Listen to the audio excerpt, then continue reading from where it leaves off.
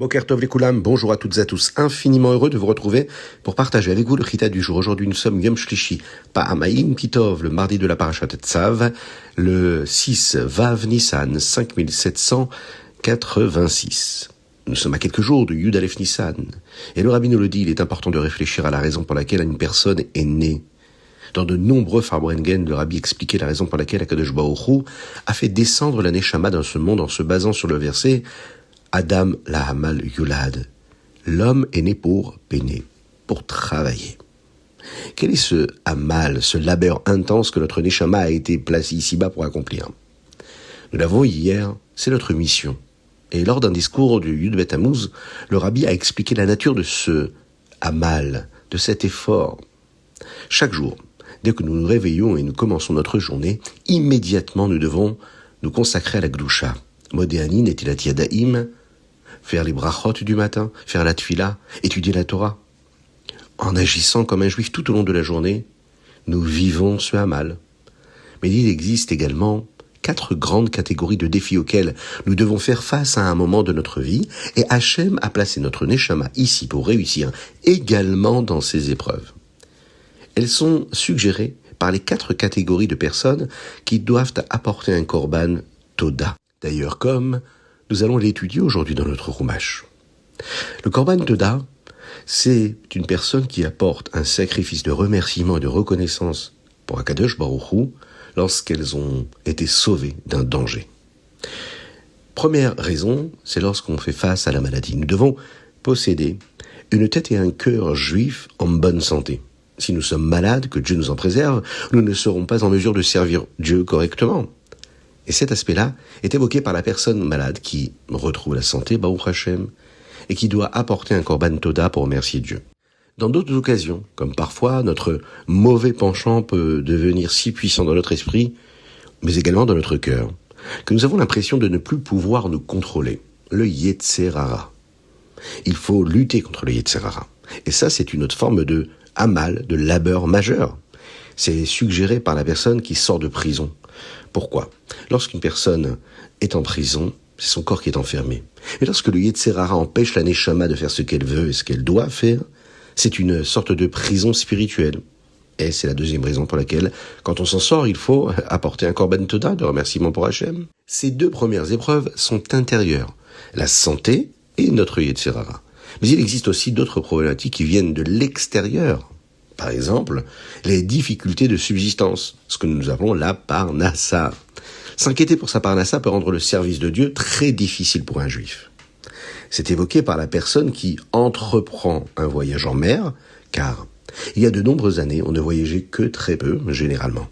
Et on ne le faisait que par nécessité financière. Et enfin, ce dernier Hamal dont nous parlons ici, c'est celui de faire de ce monde-là dans lequel nous vivons une demeure pour Akadosh Baruch Hu. Il est peut-être difficile de faire en sorte que nos familles, nos communautés, le monde qui nous entoure ressemble à ce qu'Akadosh Baruch Hu désire. Et cet objectif-là, on peut le voir à travers la personne qui traverse un désert, qui lui aussi doit apporter un korban Toda, le Midbar. Le désert, c'est un lieu où personne ne réside. Et notre mission, c'est de transformer le monde en un lieu où Akadosh Baruch Hu peut habiter, l'inverse du désert. Le Rabbi explique que nous pourrions penser que la Neshama est descendue dans ce monde pour grandir spirituellement, dans la connaissance de la Torah, dans nos sentiments de Ahava Veira, d'amour et de crainte de Dieu. Mais cela est impossible, car la Neshama possède ces facultés si particulières de manière bien plus intense dans le ciel auprès d'Akadosh Baruch Hu qu'elle ne pourrait jamais les développer ici-bas.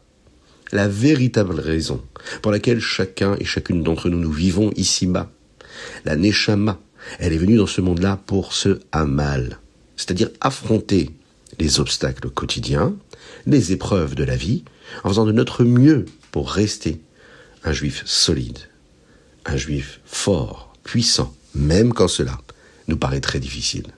Nous devons travailler dur, faire de notre mieux et être certains qu'avec l'aide d'Akadosh Baruch Hu, nous réussirons. Alors, nous remercierons Akadosh Baruch Hu pour les miracles, pour les nissim qu'il a accomplis, pour nous aider à réussir notre mission.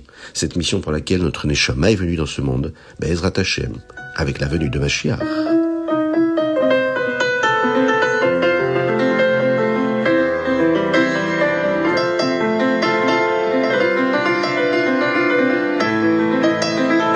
Chumash, Parashat Tzav. Lorsque Moshe Rabbeinu était sur le Har Sinaï, Akadosh Baruch Hu lui a ordonné une mitzvah spéciale pour le Ham Israël, construire une demeure pour Hachem au milieu du peuple, le Mishkan. Nous avons appris comment Moshe en a parlé au Ham Israël et comment il fut construit. On a également enseigné au Ham Israël la manière d'utiliser le Mishkan. Moshe Rabbeinu aujourd'hui enseigne au Ham Israël que lorsqu'Akadosh Baruch Hu les sauve de certains périls, ils devront apporter ce korban toda en guise de remerciement. Il existe 4 types de dangers justifiant ce sacrifice: après un voyage à travers l'océan, ou bien le désert, à la sortie de prison, après la guérison complète, Refoua Shlema, suite à une grave maladie. Ce sacrifice-là comporte 2 volets. Un animal pour un korban shlamim et 40 offrandes de farine mincha, 30 qui sont transformées en 3 sortes de matzot à l'huile, et 10 qui sont transformées en pain levé, c'est-à-dire chametz. Pour cette raison, pendant Pessah, nous sautons une partie de la tfila, c'est-à-dire le mizmor letoda. Nous ne récitons pas le mizmor letoda qui, lui, est un mizmor qui correspond au korban toda dans lequel il y a du chametz. Le korban toda est une forme de variante du korban shlamim. En plus du toda, Moshe enseigne d'autres détails sur les différents types de korban shlamim. L'une des raisons pour lesquelles on l'appelle ainsi, c'est qu'il porte la paix, shlamim et la shon shalom, à de nombreuses personnes. Ce type de sacrifice n'est pas intégralement brûlé sur l'autel, sur le misbéach, et les kohanim ne sont pas les seuls à pouvoir en manger. Une partie est brûlée, une partie revient aux kohanim, et une partie peut être partagée avec n'importe quel juif qui est pur, qui est tahor. Comme ce sacrifice est apporté pour un motif joyeux, eh bien, il peut être partagé avec beaucoup d'autres gens, et il va aussi également les réjouir. Et c'est pour cette raison que nous appelons cela shlamim.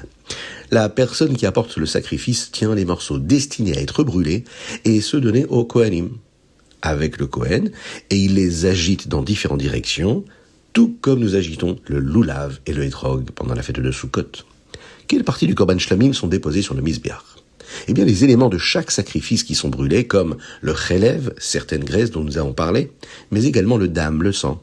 En fait, il nous est interdit de consommer ces différentes choses provenant de n'importe quel animal, pas seulement des sacrifices d'ailleurs.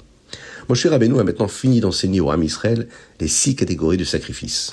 Le korban ola, qui était entièrement consumé sur le misbéach. Le korban mincha, cette offrande qui est faite de farine et d'huile. Le korban chatat, qui était apporté pour une faute commise par erreur. Le korban hacham, qui lui est apporté pour des transgressions qui sont particulières, spécifiques, y compris celles qui sont commises de manière bémézide, c'est-à-dire volontairement. Nous avons les korban milouim, ces korbanot, ces sacrifices qui sont apportés par les kohanim lors de leur intronisation. Et enfin, les korban shlamim dont nous avons parlé, pour une occasion joyeuse comme le korban toda.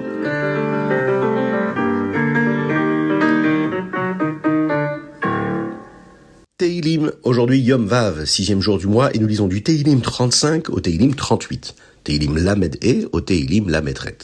Dans le chapitre 36, David Ameler dit comme ceci: Divrei fiv avenu mirma.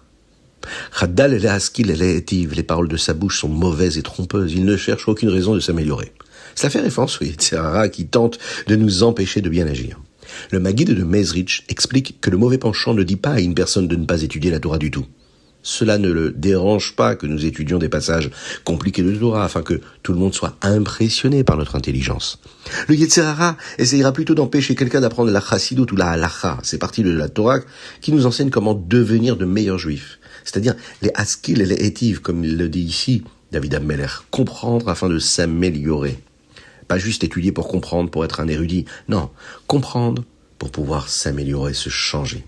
Le mauvais penchant, lui, ne veut pas que nous apprenions des notions qui nous aideraient à agir, surtout plus dignement, pour être des êtres meilleurs.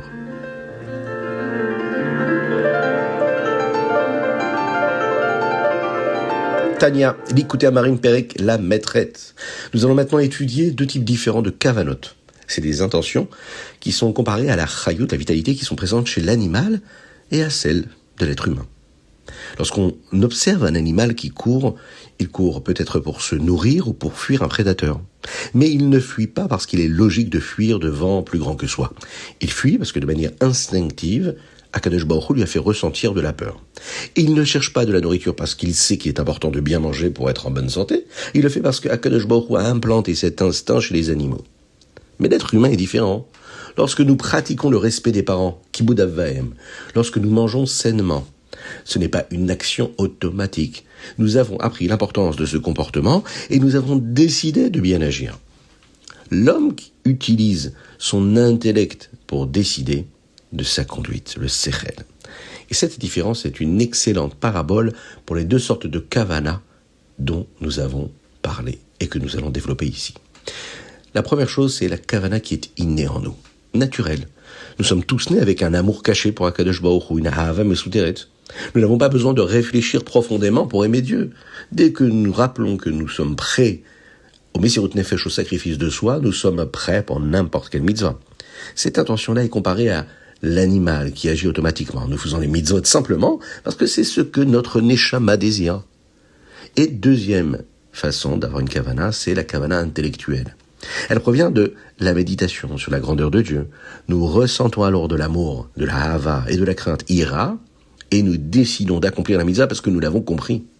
Nous avons pris conscience de la gadout la boré, de la grandeur du Créateur du monde. Il suffit de regarder le monde qui nous entoure, Maaseh Hashem, toutes ces créatures si belles, si merveilleuses, si grandes.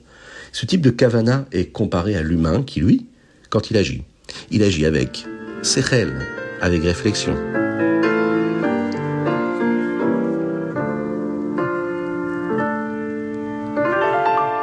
Ayom Yom Vav Nissan, alors que le Rabbi Yosef Yitzhak était en Lettonie. Il reçut une lettre d'un Rav américain. Ce Rav écrivait qu'il voulait agir pour les Juifs d'Amérique, mais qu'il se sentait impuissant. Il énumérait les raisons pour lesquelles les Juifs ne pouvaient pas changer, affirmant que les rabbinim présents avaient abandonné. Il jugeait toute démarche impossible en Amérique. À cette époque, il était très difficile de respecter le Shabbat aux États-Unis. La plupart des magasins n'étaient fermés que le dimanche, et les Juifs voulaient paraître modernes et faire comme tout le monde. Le Rabbi Yosef Yitzhak lui répondit « Pour réussir, vous devez cesser de trop réfléchir au problème. À la place, vous devez accomplir votre service d'achat, votre avoda, avec un plan précis, sans compromis. La Torah nous enseigne à agir avec douceur et amabilité, mais il est parfois juste de prendre quelqu'un à part pour lui indiquer ce qu'il doit corriger. En travaillant ainsi, nous aurons certainement du succès, surtout pour aider les Juifs à respecter les piliers du judaïsme, le Shabbat, la Kashrut, la Taharat HaMishpacha, la pureté familiale. Face à un problème majeur, nous avons parfois envie d'abandonner. Cela nous arrive à chacun et chacune d'entre nous. Au lieu de chercher les causes de la situation, faire ce que nous appelons en hébreu des chakirot, eh bien, le Rabbi Yosef Yitzhak le dit. Nous devrions agir selon la Torah et le succès sera au rendez-vous.